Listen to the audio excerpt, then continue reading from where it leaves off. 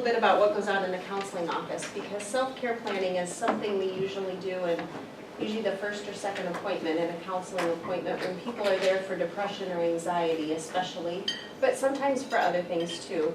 You know, we talk about a lot of things in the counseling office, but a lot of times a common theme is if people are depressed, they're not doing anything in their life that brings them joy. And if they're anxious, they're not doing anything in their life that relieves anxiety or that is stress relieving for them.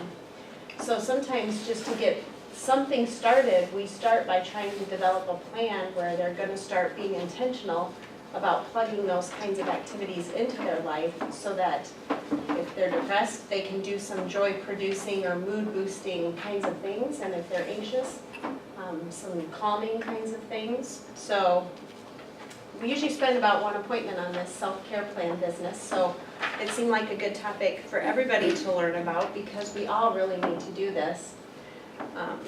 So what self-care planning is any intentional action that you take to care for your physical, mental, emotional, and spiritual health. And it's unique for everyone. It's a necessary human regulatory function, and it's under individual control. And keywords is it has to be deliberate and self-initiated. So we get up every day when the alarm goes off and we race around to do all these things that we have to do every day. But in between those things, we need to actually try to enjoy our life too, and live our life. And self-care helps us do that. I love quotes, so I started us off with a few. It's not about self-indulgence, it's about self-preservation.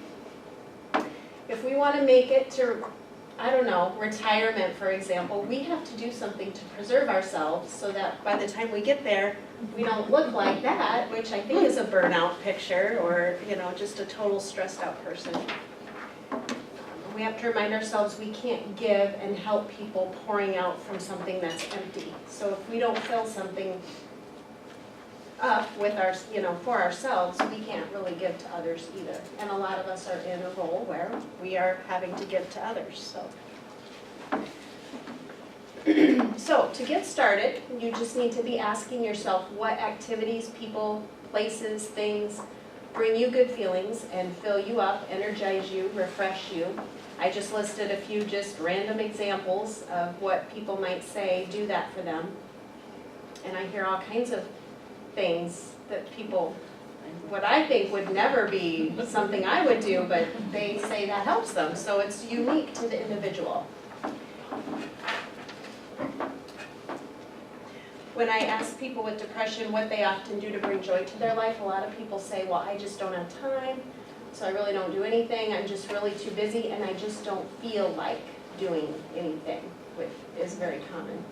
So to self-care plan, we just schedule these things, and we follow the schedule whether we feel like it or not.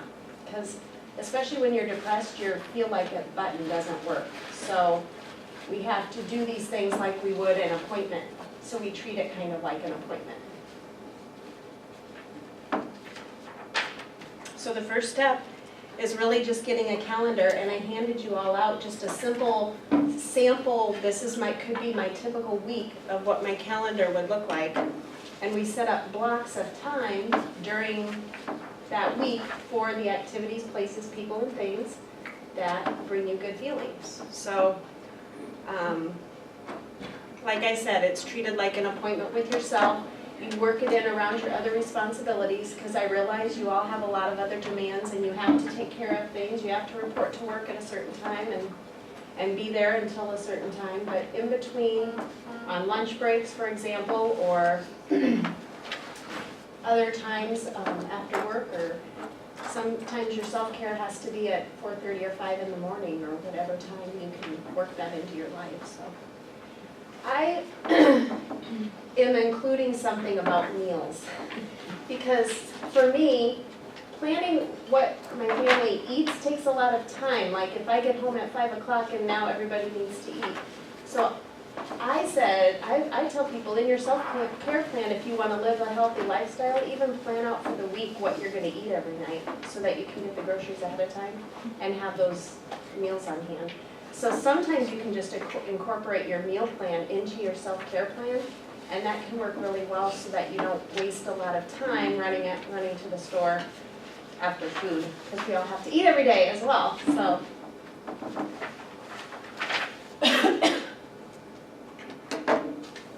So notice, I was gonna pass around just an example self-care plan, and I was just gonna have you notice that in that there's time set aside for chores, there's time set aside for work, because you have to do those things too. But we're looking for balance in a self-care plan, so you want to make sure you're trying to do something just for you, something maybe to cultivate your friendship, something maybe that's good for your marriage or family or extended family. You know, we're trying to work in hobbies, exercise, spirituality, all the components that give us a balanced, healthy life. So, you can just look at that example as it comes around while I'm continuing here. The benefits to doing this is that what you'll find is you can be more in the moment, in your moment, if you're not constantly wondering when you're going to do this next thing. So if you have kind of an agenda for the day and a plan, then when you're in the time you're in, you can actually be present in it and not be in your head doing something else. So that whole concept of mindfulness, it really helps you capture and kind of manage to do that a little better, I think, when you have kind of an agenda for your day like this. You're also then sure to set aside time for what's most important to you, the mood boosters, and it just so happens, not just hope it happens when you have the time. Because if you asked any of us, when are you going to have time today to go see a friend, well, I don't have time. But if you planned ahead in your week, you can make the time somewhere in that week. So it can help you quit worrying about your to-do list a little bit too. Because I don't know about you, but I always have this kind of running list of things I know I need to get done. And if you've set aside time to do it in your week, like I know I'm going to do my laundry on Saturday afternoon, then don't worry about your laundry on Monday. It's Monday, so worry about that on Saturday afternoon. And, different examples of responsibilities can be fit into different times of your week. It just helps you feel more organized. And I think we're always trying to get more organized, a lot of us, or put some organization to our lives. The drawback, some people may say, well, I like to be more spontaneous. I don't like to have everything all just scheduled and planned out. And I remind people, well, you can abandon the plan at any time. If something comes up that, you think is more important, then obviously abandon the plan. And it's just a guideline, it's not a rule. It's just kind of an outline. So it's not to be rigid, it's to be, just sort of a guideline. So you just try to follow it for the most part. There's no penalties for changing plans. This is just your way to organize your life to increase the likelihood of success that you will live the life you want to live, doing the things that are important and necessary to you. Because if we don't do that, guess what? Everyone else ends up planning our lives for us, because a lot of people have requests of us, and we can get sucked up by all that. So, if you're not intentional about putting what we want in our life, we won't live the life we want. So there's another kind of cool quote. Don't let someone else hold the pen. And this is kind of a funny one too. No one else is going to do this for you. So you have to make sure you get your needs met. Our loved ones, our employers, they don't really, this is our responsibility. So, to ourselves. So no one else is really going to look out for us. So you have to do that for yourself. So I wanted a good 10 minutes today where you can sit down. I give you 2 sheets and we'll be talking through a little bit. One is you start with making the list of activities that you know bring you good feelings. And did I pass one around? Okay, that bring you good feelings. I mean, it can be as simple as my hot shower or a cup of coffee, or it can be a vacation, a big vacation once a year. It can be on all ends of that continuum. But first you have to just start with pulling from your mind, what are those things for me? So I want you to leave here today with a bit of a start on your own self-care plan. So I'm just going to give you a few quiet moments to come up with your list of things that come to mind when you think what gives me good feelings, what helps relax me, or what calms me, or what boosts my mood. And just start letting your brain just unload any thoughts that come to mind for you.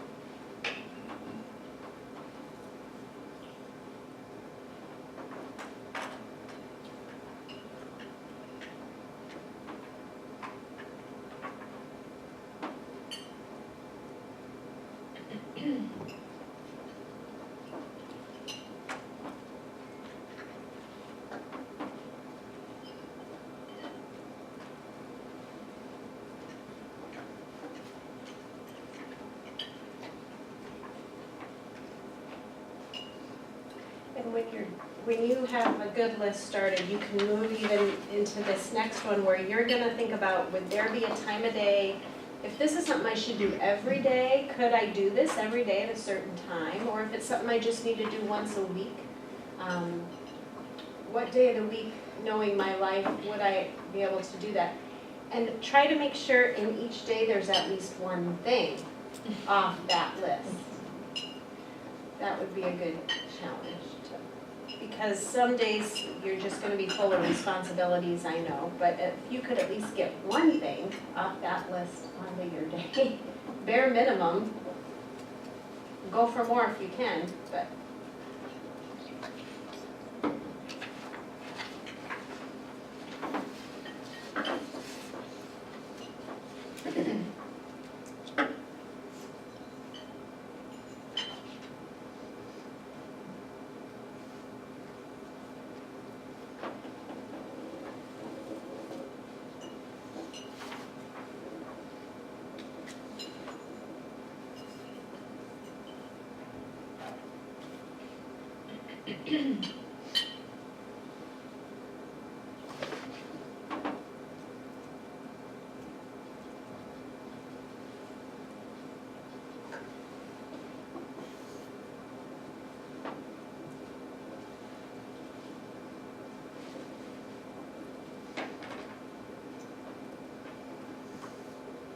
And then you want this calendar to end up kind of looking like, I mean, your work life is in there, your home life, and kind of like this example. I mean, this doesn't have rigid exact times, but general time frames.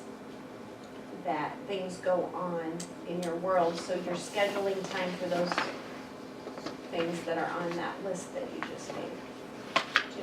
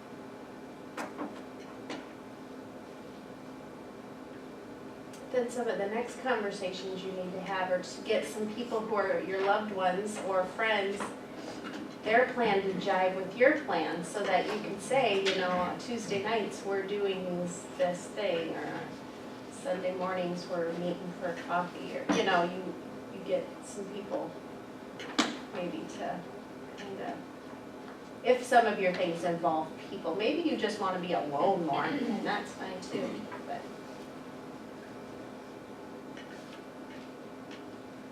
So many times we all think, oh, I just wish I could see this person more, but we never make a plan on how to do it. How many times when I see a friend, I say, we have to get together, but we don't, because in that conversation, we don't make a plan as to how and when and where. So this just kind of forces you to take all those things you want to do and need to do and kind of hold yourself to it with a schedule. And you're only accountable to yourself, but I guarantee you when you start doing this, the good feelings you get from it inspire you to keep doing it, so. And so a lot of people, you know, myself and people I work with, you know, usually when we do this in that first or second session, they already come back a few weeks later saying that just doing this helped them feel significantly better. That's before their meds started working or before they even got me, so. I said, well, this is like a dose of a different kind of thing that doesn't come in a bottle. It's a dose of behaviors that you're gonna start doing to make sure you're getting some good feelings from some other sources other than a prescription.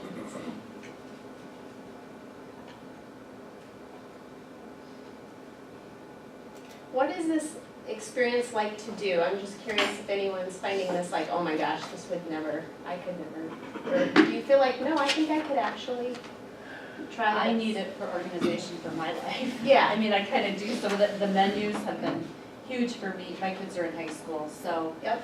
you know, with children and balancing that, that's huge to have that organized instead of coming home. And, you know in my day, I guess I'm not real rigid with it. I just know what I want to fit in. Yep. And sometimes my exercise might be after work, sometimes I know I've got to get up and do it before work. But I know my key components that I want to fit in. Yep. Because sometimes I've got a track meet or have an event. Yeah. Things Something come else up, that you comes have to up. change. According to week, so. Yeah. The menu and the scheduling. Yeah. But And I'm guess type A, what? When so. you're sitting on the bleachers, I'm realizing how much you can get done on bleachers. Yes, I can you do my plan whole meal ahead. plan for the next week Yes. and make my grocery list while sitting Yeah. there in So between you take meetings. extra. So, For kids, you Yeah. know, having kids, it's, Yep. that's that. And you kind of need to look at your kids and encourage them to do the same, because I think they can get so scheduled and so overwhelmed that, yes. you know, they've got to have time in their day for downtime or playing some fun, so it becomes kind of a whole family Mhm. planning. Yeah. encouraging them. Well, or and trying to input. teach them that your source of good feelings can't just come from one place, from your Right. basketball or from Yeah. your boyfriend. They have to come from a variety of places. So. So trying to have variety in this, I think, is good too. That's where I struggle, because having a baby, I have to have routine. Yeah. So I'm like, I can't do anything that night because I have to be home at 8 o'clock because I have to get Ella to bed by Mhm. 8:30 and Yep. so this is kind of a struggle I actually. know. But I do need to work on definitely spending time with friends and date nights. Yeah. I don't think even that's know the how to hardest do thing this. after a new You baby. need to More. schedule it. Yeah, I you know, I just just have had to. somebody, You it's like, don't. we've never done it, so Mhm. it's necessary. Yeah. I think those are the couple of the hardest things after a new baby is date nights and friends. And just making the time. Yeah. You just have to schedule it. There's always something you can do instead of. Or just relax at home. No. I mean, Yes. Yeah. Yeah, exactly. Yeah. Well, and I even put on here, okay, Sunday lunch with parents, because I start to feel like my parents are getting older and I really need to make an effort, like, I can't just let these 4 weeks go by and not have seen them, and so I have to like schedule it to, I don't know. Because otherwise, all of a sudden, time's gone by and you Yeah. haven't come together. And it, part of it for people with depression especially is the guilt they feel from not doing things they know they need to do. So this kind of helps relinquish a little guilt, because, I don't know, at least you're trying to do some of it. And even if you, I remind people, progress is progress no matter how small. So even if you did a fourth of the things that you planned to do, that's still a fourth more than you were doing before. So any amount of progress is just fine. Mine is, the good feeling is to have a completed list.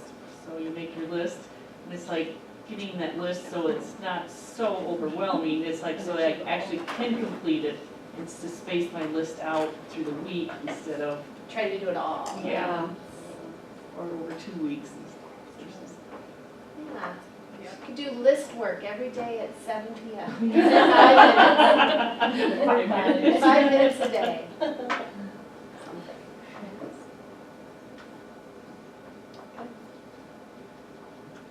Any other thoughts or challenges to doing something like this, or obstacles you already anticipate? I just think sometimes technology interferes with, that can, you know, it can help us organize, but yet it can consume us so much too that we almost have to be careful with that too. Yeah, I don't think any of us would put Facebook on here as our plan, like to make sure we have time for it, but a lot of us spend time looking at that, so, Or just on the computer in general. yeah. Well, I know a lot of people who have just said, I'm gonna be free of that for the day, and just put that away, and catch up, or just for the afternoon, or just, Yeah. you start somewhere. Our kids especially are gonna have a harder time, we think we're gonna have a hard time with Yeah. them.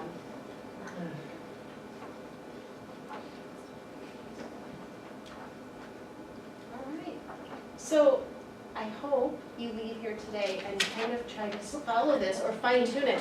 I've got more handouts if you wanna like take some to keep, like do another one in another week or try this one, or you've gotta start, but I would really encourage you just to try it because you'll feel better, even if you're not depressed or anxious, just if you're doing fine, but you'll still feel better, so. It's important, so, and no one will do it for you, so. Okay. Well, thank you. Thank you. Yeah.